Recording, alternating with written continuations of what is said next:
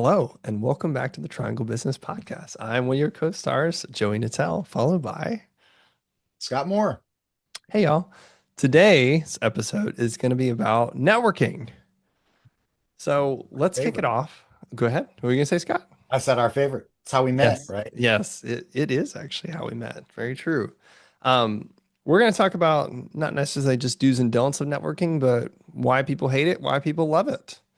So I'll throw the ball to you first, Scott. When you hear networking, what comes to mind about it? Well, when I started my coaching business, Mhm. I had a couple of mentors.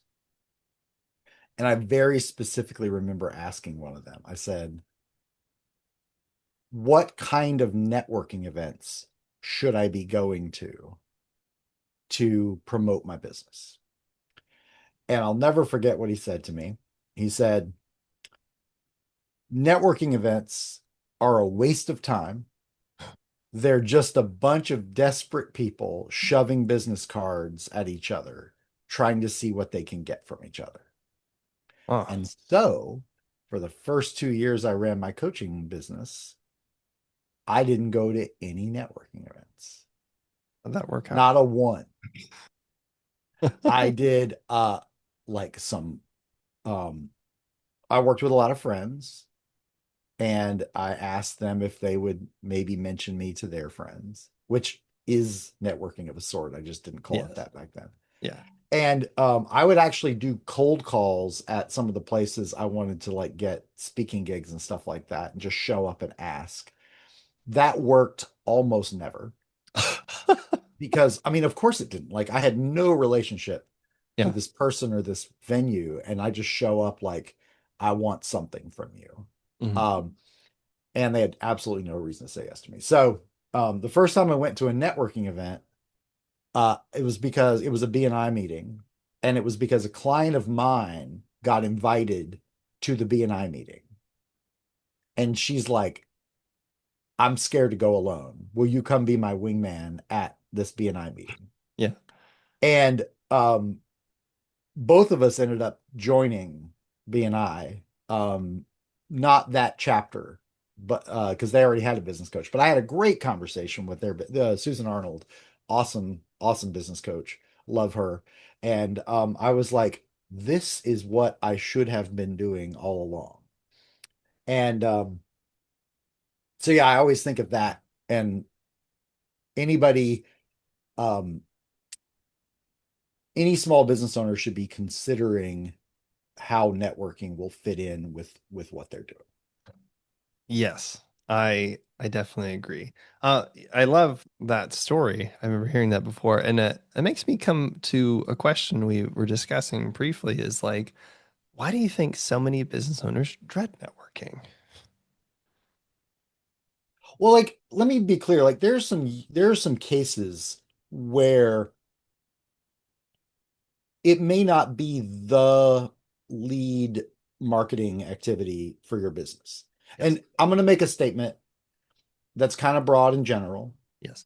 but it doesn't have to be right 100% of the time. But I'm going to say the more commoditized your business is, the less you probably rely on networking as a principal marketing strategy. Monetize meaning So if you sell hamburgers, of true. if you sell ice cream, Mhm. right, you want to market through advertising. Like you're not going to make it selling one ice cream cone each time you have an hour-long sales meeting. That's Yeah. not how that works, right?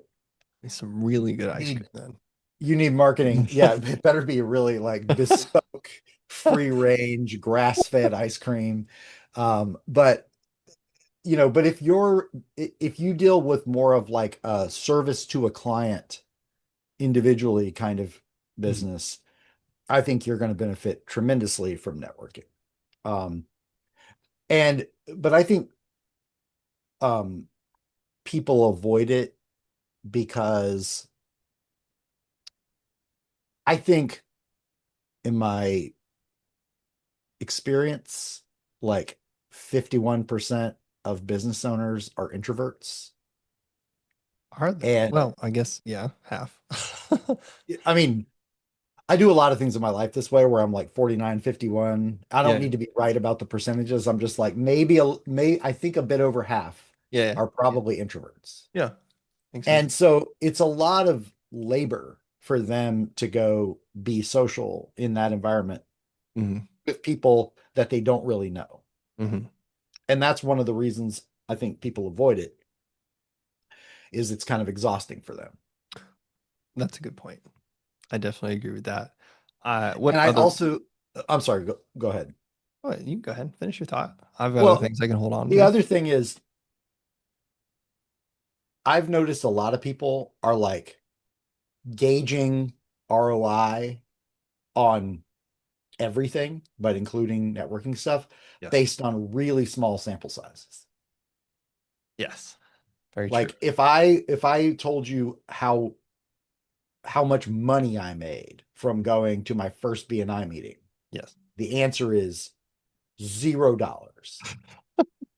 And if I told you how much money I made from going to my first 5 BNI meetings, the answer is probably still $0. Yes. And if I looked at my business 3 years after joining BNI, 65% of my business was coming directly or indirectly from that one source. Those who don't know, BNI is Business and Networking International. Yeah. Yeah. And by the way, I'm like, um, I was in BNI for many years. I am not currently in a chapter. I'm taking a break right now. It's not because I think there's anything terrible about BNI. But like it's also not the only answer to this, right? There's lots of other networking options out there. I'm just talking about where I went first. Hmm. And I do think that BNI has a characteristic that can be highly effective at making networking work for the people in the group, and that is um, consistency. Yes. To be clear, we're not affiliated with BNI, so this is not a sales pitch. We are Just not want to just affiliated. disclaimer that you're just talking about it as a mechanism. Yeah. And like any mechanism, it's a lot less important than what you're trying to accomplish. Like, Hmm. don't get attached to the mechanism. Be focused on what you're trying to accomplish. I like that. I want to come back to it. So I want to talk more about why people dread it. So put a pin in that. So Yeah. in that case, things like that. It'll probably be the jumping, the springboard. We'll say Well, is I mean, what do you think? Well, like these days, you go to more networking things than I do. Why do you think people avoid it? yes. Well, I definitely agree with you with the introverted piece. And not even that, just some, I mean, some people I talk to, I ask them, are you introvert or extrovert? And they're like, I don't know. And I'm like, well, my definition of that for our listeners, you don't know, is do you start like a phone battery? Do you start with a full battery at the beginning of the day and it gets drained by people? I'm not talking about those really rude people you talk to on a regular basis. That'll drain anybody. I just Yeah. mean like anybody, even people you like. Versus do you have an empty battery and you need it to be charged by talking to people? If you need it to be charged and it's empty, you're typically more lean, more extroverted, where you need that social stimulation. That is me, 100%. Mm. Vice versa, your battery's full and it gets drained, even if you love all of your friends. And that's typically introverts. So they get drained very easily. I know introverts who network hardcore, but they're like, I need 3 days to recover from the social hangover. And I'm like, maybe a day. And I'm like, let's go to another one. Yeah, ready. So a lot of what I run to, honestly, is honestly the stuff I teach is like, what do I say? Well, I don't know what to say. I don't know who to. How, do I just jump in? Start talking to random people. I'm like, yeah, I mean, yeah, essentially. And there's techniques and methods. Like one of the things I've given a talk on in the Triangle business breakfast that we used to have, which is potentially coming back, uh, is kind of where to stand. And I'll mention that real quick here because it's Yeah. fun. Is if you are at the entrance, it's a great place to meet a lot of people, but they're like, "Oh, hey, it's nice to meet you, Joey," but like, I want to get in there. Right. So you're not really going to have a maybe possible good conversation. Big no-no places, don't stand next to the bathroom. You're weird. No. Very weird. Don't do that. Um, Another good place, this is actually really good for introverts, is like in line to the food area. Like there's a line for the food court or whatever like that. Um, I wouldn't necessarily go up and talk to somebody if you're not eating and they're like, there's stuff in their face because that's Mm, weird. But if you're in line and you sit with people, that's a great small table thing. And it takes the anxiety pressure of like, there's a group of people talking. I want to talk to them, but I feel like I'm going to intrude, which is what a lot of people feel, even myself. And there's ways to do that in some ways. Um, the best place actually is not, most people think, oh, it's the bar. No, it's not at the bar, it's next to the bar. mhm. Because no matter how extroverted you are, you might have a little nerves going up in a new place unless you know everyone there. You go get your drink and then you turn around and you're like, I'm ready to network. And someone says, what'd you get? Red or white? Like IPA or I don't Yeah. know, Pilsner. Oh, I got this. Bam. Because that's The actually when answer their is anxiety Pilsner, is man. the lowest. They just feel, is that your favorite? No, I am not an IPA guy. Oh yeah. No, yeah. Between the two, I'd pick a Pilsner any day Yeah. for sure. Um, no, So yeah, it's funny because I think in listening to that, I am instinctively over time, I've probably adopted a couple of those things. sure. Like, um, I used to be when I first started in BNI, for example, I was a visitor host, and visitor host jobs is to like catch people if they're visitors when they're near the door, Hmm. and then find out, like, get them signed in, find out who, who are they there to meet, or if they don't know who they're there to meet, based on their industry, figure out a couple of people that you think might be good for them, and then escort them into the room and introduce them to that person Yes. so that they're not kind of hanging in the doorway. And so I think over time I probably developed a little bit of that unconsciously. It's Yeah. like get on in the room because Yeah. That's you know great because you're helping people and then they're yeah. eternally thankful. Like, oh, thank you for saving me from that social anxiety of just like, I don't know who to say or who to talk to and all sorts of things like that. So, which I then, think go ahead. as far as like what do you say to somebody, like icebreaker or whatever, I've got a few. like uh, you know if it's at a bar and you're like, so what'd you get? I think that's pretty good, but I also think that like I'm not gonna outsmart myself and be like, especially if it's like a group I've never been to before. Hmm. And I'm like, what is the basis of this group? If this is a business networking group, everybody there probably understands is business networking. And if I walk up and I go, hey, so like never met you before, would you mind telling me about your business? That's not a weird question in a business networking group. If I Right. walked up to somebody at like a regular old bar and said that, that'd be weird because most people aren't business owners. Yes. Or even if I had reason to think, if they're wearing a branded shirt that has their construction company name on it, tell me about your business. They're like, whoa, I'm just here to have a drink. Like, what are you doing? Yeah. But at a business networking event, and there could also be some like industry specific events, right? Like if you're at like a convention and it's a realtor convention and you're a realtor and you're like, where's your practice? Hmm. What market are you in? Like, that's not a weird thing to say. Everybody in the room is already a realtor or something associated with being a realtor, so it wouldn't be weird to say, tell me about where your practice is. Yes. So context for what type of networking event you're at. Yeah. Like I love some of my friends who are ladies share to me like the grocery store is not open source to hit on all the pretty ladies. And I was just like, what? My younger self would say. What do you mean?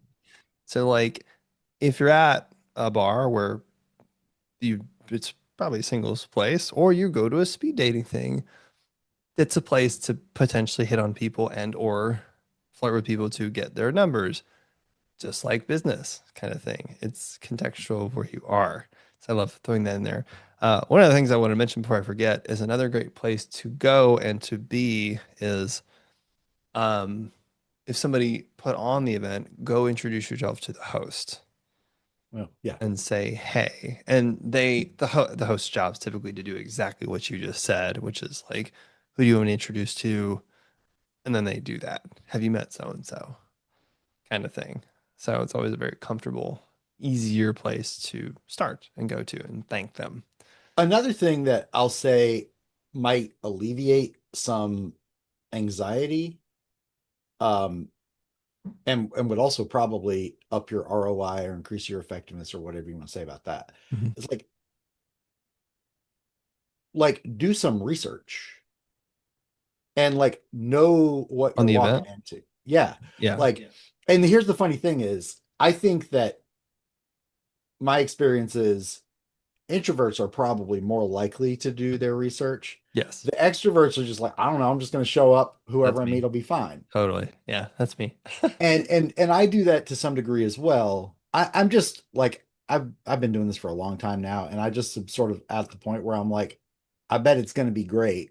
I bet the people there are going to be fun, Yes. and I bet I'm going to meet somebody really cool. And you know what? I'm almost always right. You know why? Because I love being right. And so whatever story I've already made up is probably going to be what happens Uh, because I'm already planning to be right about the story I'm making up.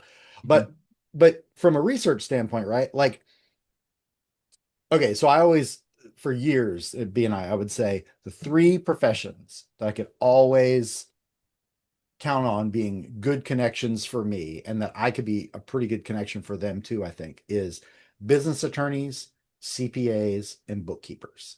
Because I recommend every one of my clients have one of those or have one of each of those, right? Mhm. So if I meet a CPA, I might be like, it's awesome to meet you. I may have some business for you at some point. Can you tell me about what area, like what do you have special industries that you work with a lot or whatever? Um, and and so if there's a way to look at the roster or talk to the host and beforehand and be like, what kind of people usually show up there? Are there any business attorneys, CPAs, or bookkeepers that ever come? And if he gives me specific names, like, oh, Sally's a bookkeeper, she'll be here. Mhm. But when I get there and I see the host, I'm like, hey, is Sally here today? Any chance you could introduce me to her? And so that that gets you started off right away with specific people. I love what you say here, especially because for those of you who are new entrepreneurs who are listening to this, I'm like, I don't even know what that is. I'm like, well, that's who do you serve? And then the second question is, who also serves your clients as Yep. well? And be friends with those people or get to know them as well. So Well, and I that's think that you just said something really wise and important, which is when you say be friends with them. Like, look, maybe you're going to be best friends with maybe. the person that you met that day, and maybe you're not. Hmm. But I don't give business to people I don't like. Yes, very And true. so, and I've said this before on here, I think, but I'll say it again because I think it's one of the principles I live by. 80% of whether I like somebody is whether they like me. Yeah. And therefore, if I walk in the room and I'm like, I probably am going to like almost everybody here. Hmm. Once in a while, I'm wrong, but I love being right. So most of the time, I like almost everybody there. That's true. Um, and so if I like them, chances are they're going to like me. So one of Mhm. the skills that I encourage people to develop is practice liking people. Yeah, and that starts with liking yourself. And if you don't like yourself, start there or work on it a little bit. So, but please continue your thought. No, so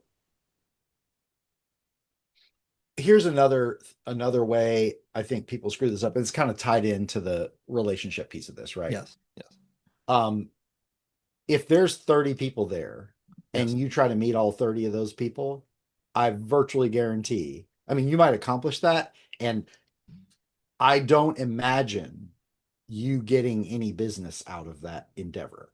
Hmm.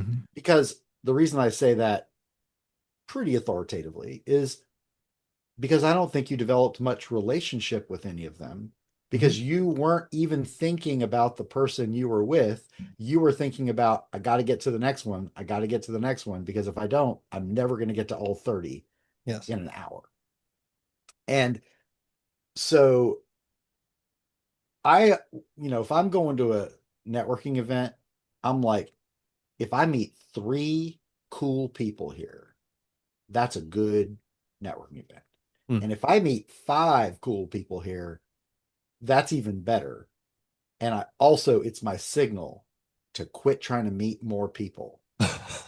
If I get to 5, I mean, if I'm there for an hour, that means I only spent, basically 10 minutes with each person. Uh, And, with a little bit of time to, walk around or go grab a drink or whatever the thing is. mhm. And if I try to meet more than that, I'm just going wide instead of deep. Yes. And I don't think you get a lot of referrals out of wide. Yeah, that reminds me of a wise saying that so many smart ones told me, which is it's better to have relationships that are a mile deep and an inch wide versus a mile wide and an inch deep. Yeah. So that was That Scott sounds for like a smart listeners. person that whoever said that. Yes, it was They you. probably heard it from somebody smart. Very true. Uh, but So, yeah, I another thing that if you go to any significant amount of networking meetings, you're going to meet a couple of people who are doing the rounds, who are like hustling to try to meet everybody. That's fine. God bless them. Um, but one of the things that I would do, because these days you kids and your phones and your electronics are probably doing a little less of this, but you're going to get handed a lot of business cards. yes, And I use a this digital card or LinkedIn as a there digital you go. QR code. So, not against the physical business card, just haven't done it yet personally. Um, I've had a few. Actually, I don't know if I ever showed you one of these, but I have some. Well, this is my current business card, and Yes. it's just one-sided. But I have some in here somewhere that were printed by my uncle a long time ago on plastic, and they look like credit cards. Whoa, And those ones were kind of cool. But those are cool. I had those for years. Yeah. Um, Here was my system. Yeah. If somebody handed me a card, and I'm like, this is like I've had a 10-minute conversation with this person. I like them already. They're super interesting. I would take their card and stick it in my left pocket. And if somebody comes by and goes, "Hey, this kind of thing," and they drive by on me and they hand me a card, and I don't feel like I'm not like once in a while, right? I'm like, oh, they're like, and I'm a bookkeeper, and I'm like, okay, you're going in the left pocket because bookkeepers are on my short list of professions that I tend to do a lot of business with. I tend to be able to help their clients. Sure, you get lucky once in a while on a drive by, but most of the time, if that was just like I felt like they were treating me as kind of a just a warm body in the room, Yeah. Like, I don't even know that's your a name. Here's this yeah. card. Goodbye, which happens to me usually at the end of networking events. So those are the right pocket Ah, cards, yeah. and Right what I is would usually wrong, do. left is Oh, yes. sure. I mean, I'm left-handed, so for Oh, me, okay. it's just like a subconscious thing. Oh, yeah. Okay. Um, Did and not know you were left-handed, by the way. You didn't? Oh, No, uh, you're lefty. well, I mean, I'm kind of weird because I do a lot of things right-handed. I throw a ball right-handed. Okay. I hammer right-handed. I'm a blacksmith, so I do a Oh, lot of yeah. hammering, and I hammer right-handed, which is weird. But I write left-handed, so I grew up thinking of myself as left-handed. Okay. I use the scissors left-handed. Um, Anywho, yeah, the right pocket cards. Like when I'm done for the night, like half the time I would just toss them in the trash. Ah, And half the time, like I might throw them in a shoebox back in my office, yeah. and then 2 years later, throw the shoebox in the trash. I've got a box Yeah. as well. Little Um, drawer. and like I don't mean to sound like a dick when I say that. Like, that person took the time to hand me their business card, but like I didn't ask for it. Yes. And just like a solicitation that shows up in my mailbox that I didn't ask for, I don't feel any qualms about taking that and sticking it in the old recycling bin. So That's why true. am I going to treat it differently when you did it to me in person? Um, Very true. so anyway, like I just I would highly encourage people, if you're going to go to a networking event, especially if you don't go to a lot of them, get get as much relationship as you can out of the conversations that you have there. it's it is a numbers game, but it's not about how many people you met. It's Mhm. about how many people you created a relationship with. Yes.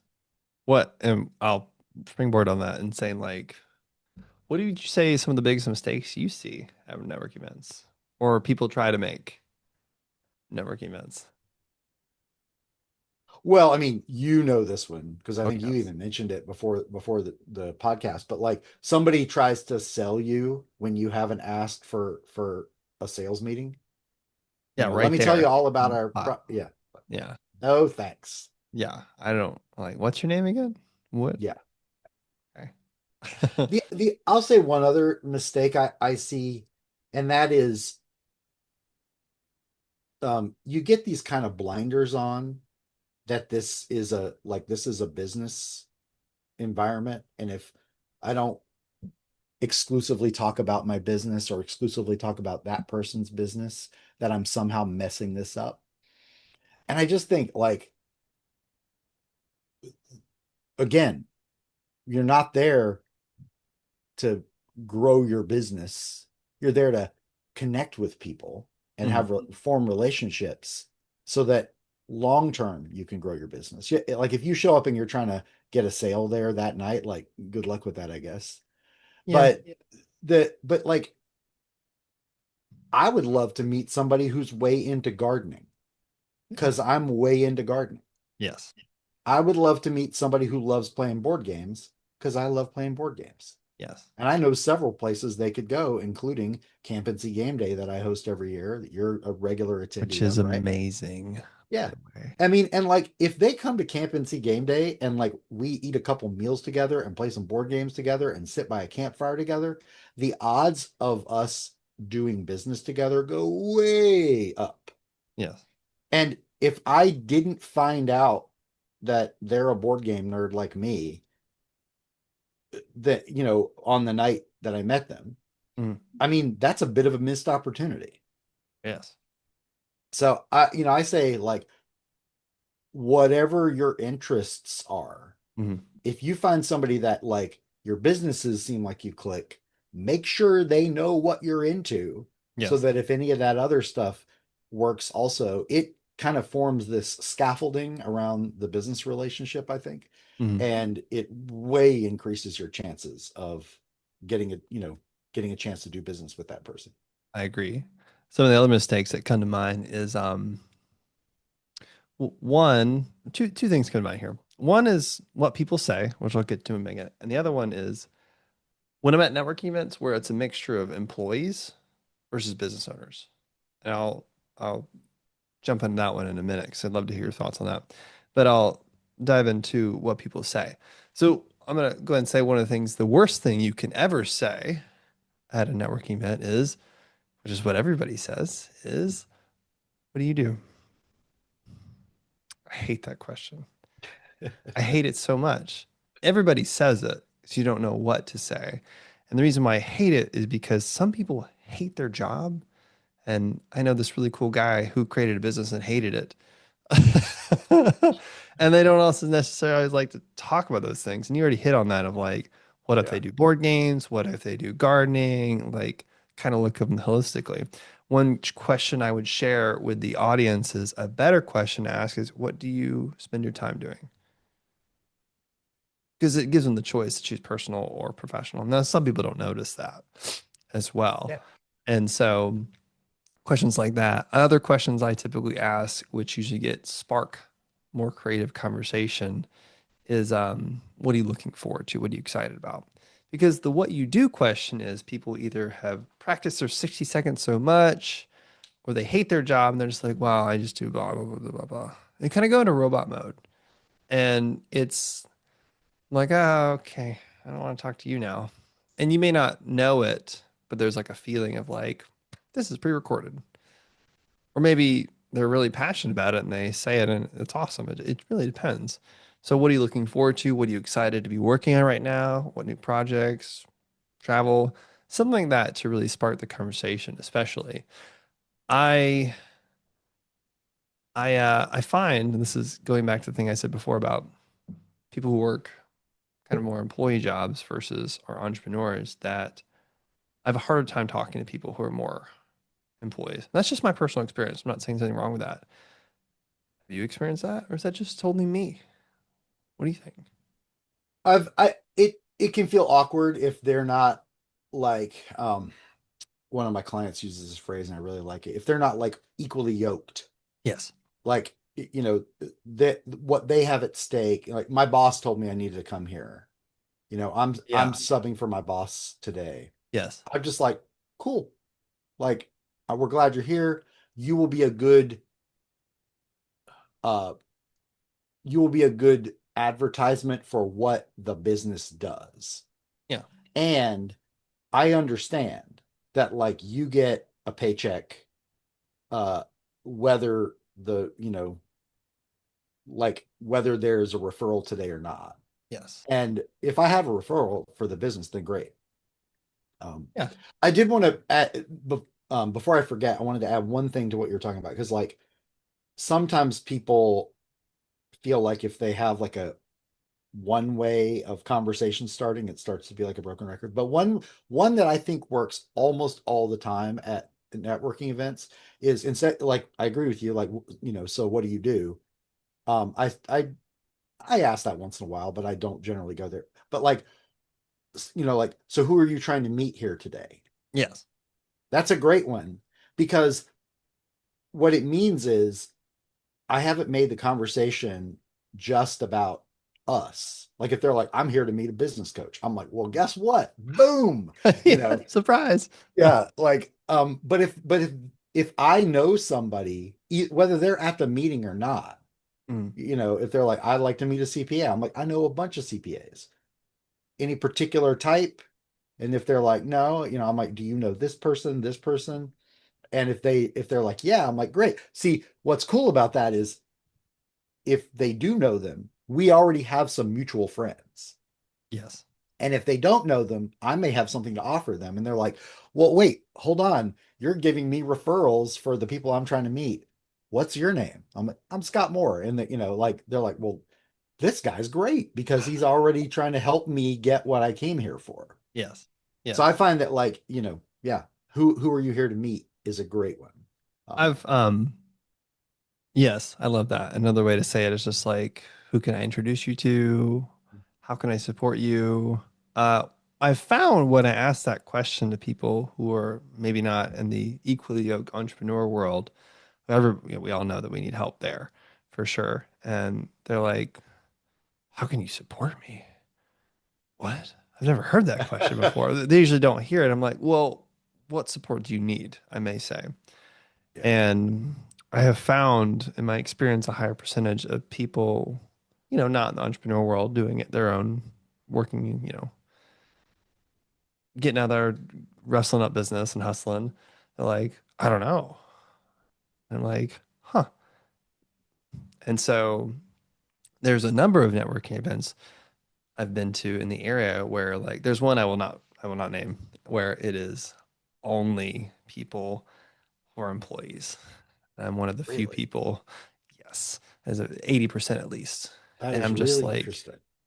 I hate that place Yeah. because everybody clicks and they're little like, well, we're with this company and it's not a networking event. It's advertised as it. There's free beer, which is the only reason why I went there. I've been a few times. Beer's great. Love it. Free beer Love that tastes part. good. Yeah, pretty good. And so I'm there and I'm just like, this feels like a high school dance Hmm. and everybody's in their cliques and I hate all of it. And so that's what I think of when I think of like dreaded networking events where like, you don't actually want to be here to network. Or like, my boss told me to come here, like, that was free beer. I'm Right. like, this isn't right. Well, So, that's one of those my mentor Bill Davis used to always say, bring your own sand to the beach. And I love that saying. In this context, what I would do, um, I mean, and I think this is the best practice for almost any networking event is like come with a wingman. Because if you do, if you bring somebody that you already like, yes. and then like worst case scenario, hang out together, Yeah. drink the free beer, and enjoy getting to deepen the relationship you have even more. I mean, be careful like that you don't default to that. Like, Right. you know, circulate around and see what's there. If you're like, this place seems a little like a dud for us, Yeah. okay, well, now we're just hanging out, drinking beer, which is a pretty good way to spend Pretty good time time. with a friend. Yeah. Um, but anyway, yeah, like I think it's it's really important to identify the like places where you're like, I really align with how they're doing this. Yes. Yes. So when I was running Triangle Business Breakfast, honestly, the I I remember one in particular, a compliment that I got, and this young lady said to me, "I love coming here because of the culture of the place Mhm. and how you've established like what this is meant to be, and that we're all here to learn something, we're all here to connect, and it feels really warm and welcoming." And I'm like, "Uh, thank you, like that Mm. that was my intention." Yeah. And it felt really good to not just from my perspective see it happening, but like to hear people say like you're having it happen in terms of your intention coming true. um but like I've been to places too. Like I remember when I was shopping for a BNI group, I walked into one place, I was immediately greeted, and the guy was like, are you here to think about joining? And I'm like, it happens that I am. And he said, well, good, because a lot of BNI groups are just a social club, but here we're all business. And I was like, okay. And he brought me some, I met a couple people and I sat down and they ran like clockwork, like efficient, Hmm. like everybody had somewhere else to be. And they were, by God, going to get this meeting over with so they could. And I'm like, this is weird. Yeah. Like, these people act like they're speed running their network. And I'm like, that doesn't work for me at all. Yeah. And I'm not bad wronging them about it. Like for them, for the people that were in that room, they were Mhm. clearly doing it for a reason that way. Yes. So good for them. I just felt like I would feel like the person is looking at their watch the whole time I'm trying to form a relationship with them. That's a lot of pressure. Yeah. So no thanks. So like, I don't know. I guess what I'm saying is like date around, Yes. go to different locations, see Mhm.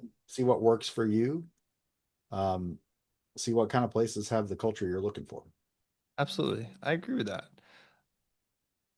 Before we wrap this episode up, is there anything about networking that we should have talked about or could have talked about that would have expanded on more that our listeners could benefit from?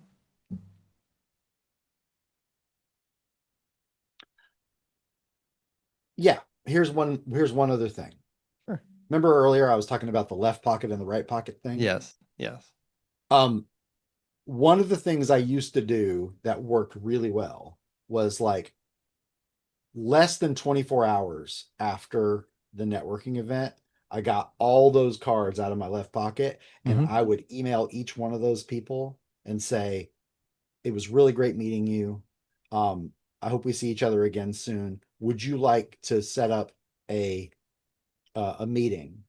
And one of the things I always did as far as one-to-ones go, whether they're BNI one-to-ones or just generally meeting other people, I Hmm. would have like 2 or 3 spots on my week that were good spots for me to have one-to-ones.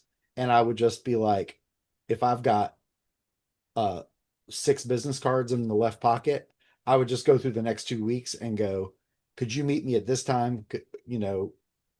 Could this could person one meet me at time number one? Could person two meet me at time number two? And I would just go through the list. Uh, And then when they responded, if they're like, I can't then, but I could then, I would try to see, can I swap these around? But the the how I schedule it is not the point of the exercise here. What I'm yeah. saying is I would follow up within 24 hours. It was remarkable to me how often somebody would say, wow, I was really impressed by how quickly you followed up. Because I've met a lot of people who've handed me a business card over the years and said, I'll get in touch, and then they don't. And, Yeah. you know, like, are they jerks for not following up? No, Yeah. but it does undermine your credibility a little bit if you don't follow up when you say you were going to. Because if they're thinking about referring a client to you, like what if they referred somebody to you and said, Scott's going to get in touch with you, and then Scott doesn't follow up? Hmm. So that's just like, if you're going to take the time to go out to a networking event, take the 15 minutes it would take to email each of the people and offer them a time to meet with you and continue to develop the relationship. Absolutely. I definitely agree with that. And one other thing I'll add to that is kind of a mindset shift I tell some of my clients is just like this applies to interviewing, this applies to dating, but especially networking and clients. Um, a lot of people are like, I hope they like me. I'm accepted versus like, I hope I like them. I hope I enjoy the place I'm going to. So more of an empowerment way to look at it and Yeah. being like, you have a choice here. um, yeah, that's what comes up. How about that? So, any other final thoughts? No, I mean, like, I think that just dovetails a lot with, again, the way I do it is I know that I'm this righteous jerk because, like, I want to be right all the time. Uh huh. So I'm going to just tell myself a story that if I'm right about what I just made up, it'll work out good for me. So like, like this is probably going to be great. Or like, I know I'm going to meet somebody here that's really Hmm. cool. Hmm. Or I bet they're going to be really welcoming to me. Yeah. Like, so once in a while I'm wrong, but rarely. Don't ask my wife, but rarely am I wrong. So, Sure. so yeah, go in with a good attitude. Try to meet this ish many people, Yeah. five, 3, 4, 5 people. I like Don't try that. to meet everybody. And this is something we will not get into today, but something we'll preview another episode is a lot of people focus on their visual representation, well dressed, which is important, but they always don't pay attention to their vocal. Because Sure. as soon as you open your mouth, you can either increase or maintain your credibility or you'll make it go away. Such as like, I'm well dressed in a suit and I'm confident looking at you, and I was like, "Hi, my name's Joey. It's nice to meet you." Right. They're gonna be like, "Who is this guy? Like, what? He sounds like a mouse," kind of thing. We could go and explore that another time. But anyway, thank you all for listening to the Triangle Business Yeah. podcast, and we'll tune in next time. If you like what you hear, stay tuned and give us a follow. Yep. Everybody have a great week. Talk to you soon. Bye.